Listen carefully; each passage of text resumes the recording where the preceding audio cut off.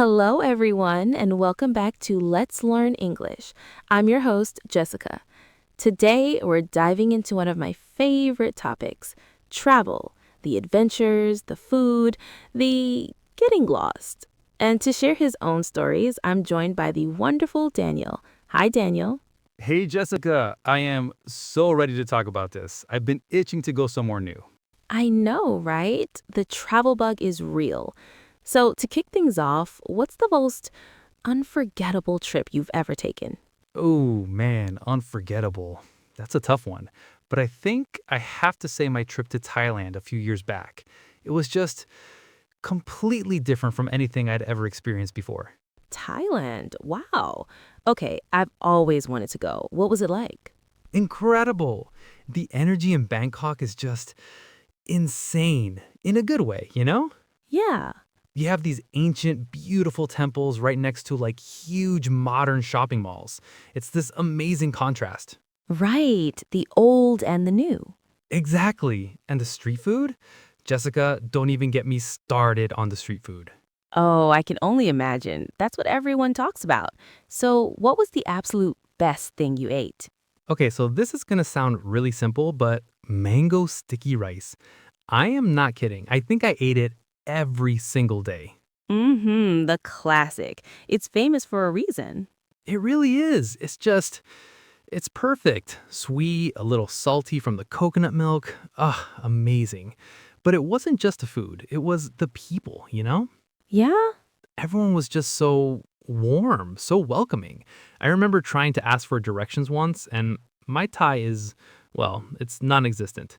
And this shopkeeper, she didn't speak a word of English, but she left her shop and, like, physically walked me 3 blocks to where I needed to go. That's incredible. It's those small acts of kindness that make a trip so memorable. Did you get to explore any of the islands while you were in Thailand? I've heard the beaches are breathtaking. Absolutely. We took a ferry to Koh Phi Phi, and it was like stepping into a postcard. The crystal clear turquoise water, the limestone cliffs rising dramatically from the sea. It was surreal. We went snorkeling and saw the most amazing coral reefs and colorful fish.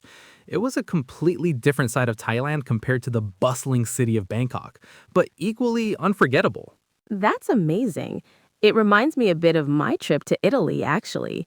Not quite as exotic, maybe, but that same warmth from people who are just so passionate about their home. Oh, yeah? Where in Italy did you go? We did a road trip. We started in Rome, went down to the Amalfi Coast, which was terrifying to drive, by the way, and then we drove up through Tuscany. A road trip in Italy? That sounds like a movie. It really felt like one, especially in Tuscany. We stayed at this Agriturismo. It's like a farm stay. And the family that ran it, they taught us how to make pasta from scratch. And Daniel, I thought I knew how to cook pasta. Nope. I did not. Not even close. It was a revelation. But my favorite moment was probably just getting completely, utterly lost in the back streets of Florence. No phone, no map, just wandering around. See, some people would panic in that situation, but that sounds kind of perfect. It was. You stumble upon these little hidden courtyards and tiny artisanal shops you'd never find otherwise. It's the best way to see a city, I think. Just put the map away. I completely agree. The unplanned moments are always the best ones. But on that note, have you ever had a real travel disaster? Like something that went totally wrong? Oh, absolutely. I once missed a flight in Paris because and this is so embarrassing, I fell asleep on the airport floor at the gate. No, you did not. I did. It was one of those super early 6 a.m. flights. I was exhausted and I conked out. I woke up to a completely empty, silent terminal. Wow, just wow. So what did you do? Well, after about 5 minutes of pure heart pounding panic, I just had to find the airline desk and buy another ticket for the next flight. It was a very expensive nap, let me tell you. I bet. Oh man. I guess my worst was probably getting a really bad case of food poisoning. I won't say where, but it was not fun. I spent 2 full days just admiring the hotel bathroom. Ugh, that is the worst. It's almost like a rite of passage for travelers, though. You haven't really traveled until you've been betrayed by a mystery meat. So true. Okay, so any final tips for our listeners who might be planning a trip? A little piece of wisdom. Good question. I would say try to learn at least a few basic words in the local language. Hello, please, thank you, and sorry. It goes such a long way, and people really appreciate the effort. Yeah, that's a great one, definitely.